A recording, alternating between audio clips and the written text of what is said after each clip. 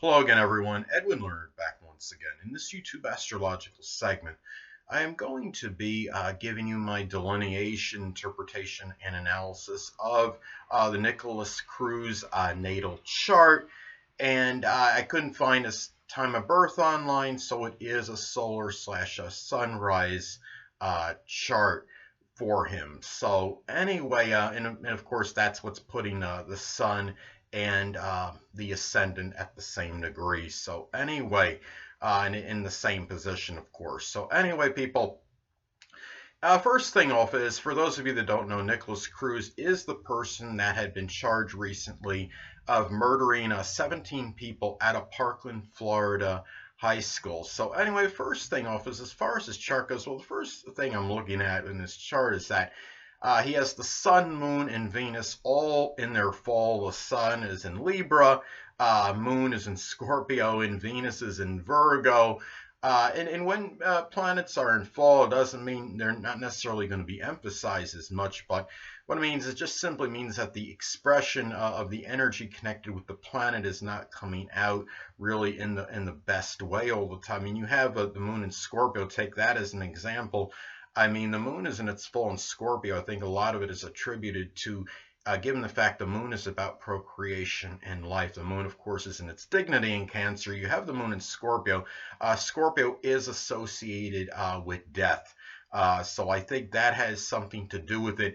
And the moon is about our emotional energy. And moon in Scorpio, the water sign, can have a strong propensity to try to gain control and power over their emotions, controlling the emotions as opposed to actually express them. They could, I mean, moon in Scorpio can have very convoluted emotions. Don't get me wrong, be very emotionally intense.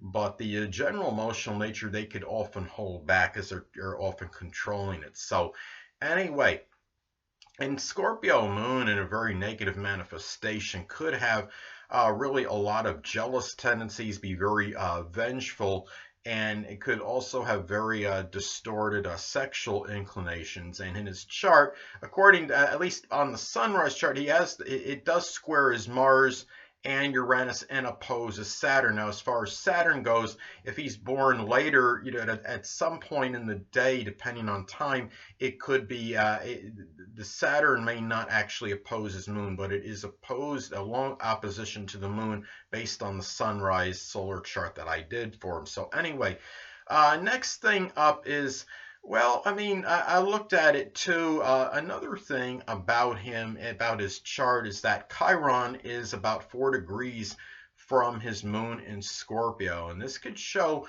I mean, very, perhaps very powerful, strong emotional wounds, and it might be connected with destructive tendencies. In this case, maybe that had played some role in these murders in a way, because there could be some suffering over emotional needs, and in a very negative manifestation, perhaps connected with death. In this particular case, we are talking about the sign Scorpio as far as this goes. And anyway, well, and really, and another thing about this too, in the solar sunrise chart that I did, as far as his chart goes, Saturn, he has Saturn in the 8th house, and Saturn in the 8th can give very strong sexual inhibitions. It could be perhaps I might have had some restrictions and limitations in matters with an intimate relationship or sexual relationships in general,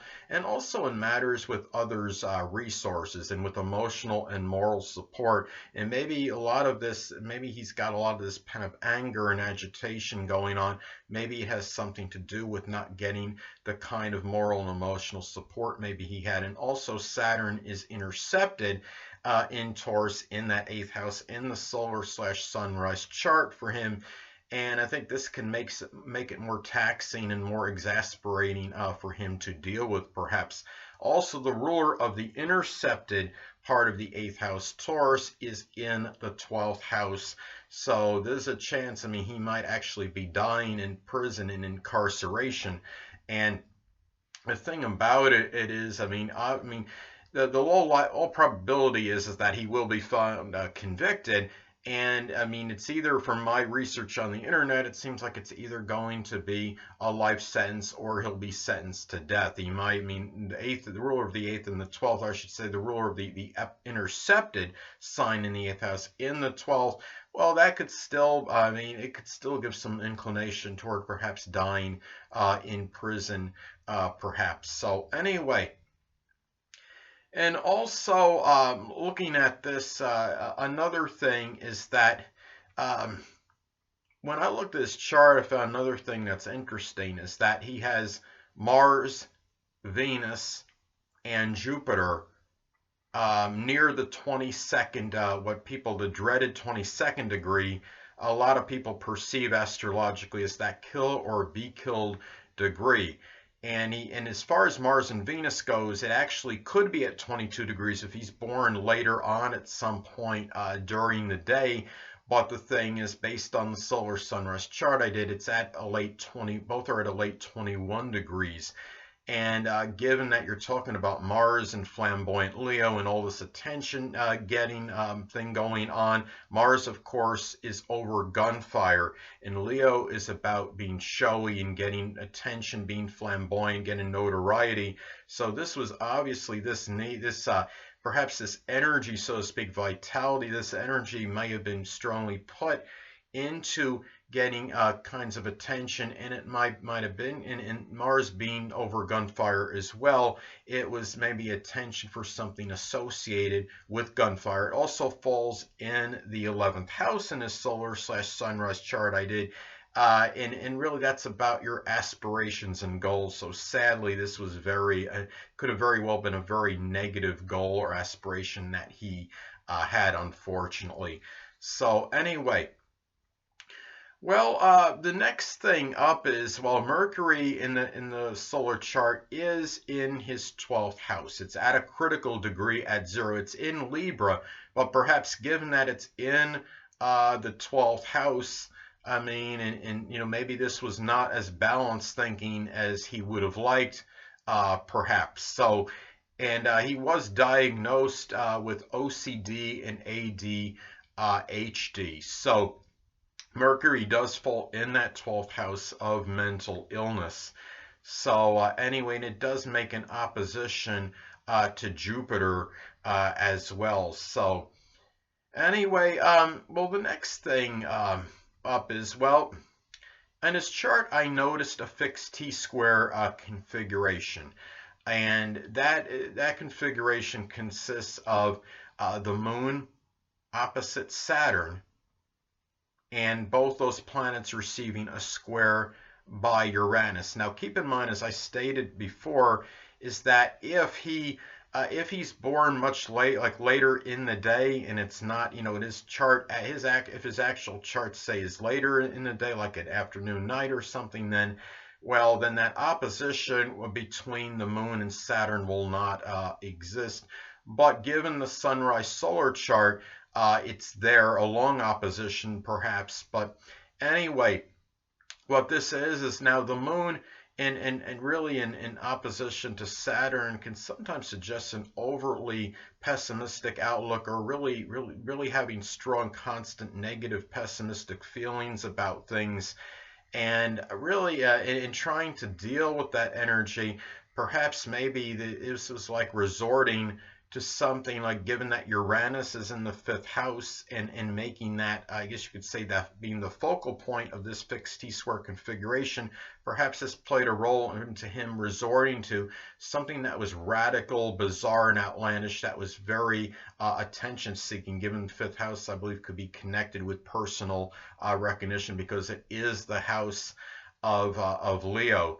And also, he did have his father, his adopted father, had died when he was at a relatively young age. Really, and when you have Saturn, of course, opposition the moon, this can indicate a separation from the parents, from the mother and father. And also what's interesting is that he is an adopted child. He has Neptune in the 4th house. So Neptune in the 4th house, I mean, I can almost see that as a position where the child may, in a lot of cases, may be adopted, because remember, Neptune is about illusion, and his parents were not his actual, real biological parents. And it could also be a thing where his home life, unfortunately, might have been really confounding, chaotic, and confusing. He might have really just had a lot of confusion going on in his home life, and it's sad in a way because probably his roots, they were very nebulous at best. Probably he probably really, well, I would say likely not in touch with his roots, and he may not have ever even, I don't know if he ever met his actual biological parents or not. That is something I did not research or look up, but he may or may not have. But anyway, well, the next thing up is that I think what's interesting too is that when I did this solar sunrise chart for him, the first, fourth, seventh, and 10th house, the angles are all at 1 degree, all in cardinal signs. And I mean, 0 to 1 degrees, I could see as really about strong initiation and beginning, especially cardinal signs, which of course is about enterprise and action oriented. So it might be a lot of this energy trying to start a lot of different things, multitude of things, but maybe not finishing them. And I think that could cause a lot of agitation. You have that strong, impatient energy in this chart. And to top it off, I mean, he also in his chart, though it doesn't meet the criteria or fit necessarily the parameters, if you will, for a splash chart, but his chart is everything but, because he had like 9 of the 10 planets were, and I mean, he had the 10 planets, if I remember correctly, were occupying 9 houses in the chart, and they were really spread out. So in some cases, this could show somebody that could be very multifaceted and versatile, but in other cases, it could be somebody that simply scatters their energies and could dissipate their self from a lack of a unifying purpose. So those are some things to look at as far as his chart goes. Now, another thing is, in the solar sunrise chart, he has Pluto in the 3rd house, and maybe this plays a role in those in murderous tendencies in the classroom, and really about, and also the fact he killed a number of these people in their early education. Because I'm sure some of these people were students that he did kill, and if not, this was still at an early education type setting, at a high school setting. So either way, and I think a lot of this Pluto in the 3rd can sometimes really obliterate and destroy sometimes rational thinking for some people, and I wonder if maybe this played a role with him. So anyway, now another thing I thought was interesting in the solar/sunrise chart for him, he has on the 8th house cusp Aries at 29 degrees, which of course is at its full culmination, is at least how I see it, and some people may not agree. I see this at its full culmination of the zodiac sign on the 8th house of death. So you have this full culmination of this acrimonious, volatile, combative energy on the 8th house of death, and I'm thinking, maybe this played a role of him carrying out these murders, unfortunately, with a lot of anger and a lot of that Aries-like aggression. And looking at the Sabian symbols, meaning of 29 degrees Aries, well, this could be that these murders that he likely committed really could have very well alienated any family, friends, and really might not be around to help him during his tribulation and during the period where he's going to obviously be going on trial or whatever. And I don't know if he'll just maybe admit it and avoid it and just take maybe in a plea perhaps to get life as opposed to the death sentence. I don't know how the nuances of that. But anyway, the next thing up is, well, the thing about looking at his chart as well, last thing I was thinking of what was interesting is that, of course, I mean, he has the black moon Lilith in Scorpio, and again, as I stated before, also the moon in Scorpio, and also he had Chiron in Scorpio.